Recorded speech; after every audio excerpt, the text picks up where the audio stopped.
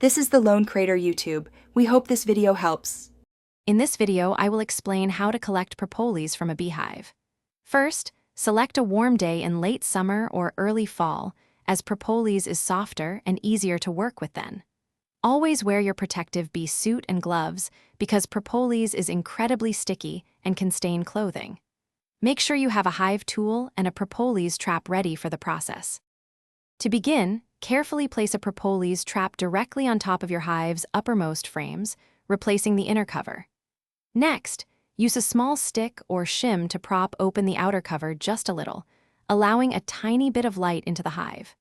The bees will instinctively work to seal these small openings in the trap with propolis, which is their natural defense against drafts and pests. Once the propolis trap is adequately filled, carefully remove it from the hive. Place the entire trap into a plastic bag and put it in the freezer overnight or for at least several hours. Freezing makes the propolis hard and brittle. After it's frozen, remove the trap from the freezer and, while still in the bag, flex or twist it. The propolis will easily crack and fall off into the bag. Besides traps, you can also scrape propolis directly from hive frames and walls during inspections using a hive tool.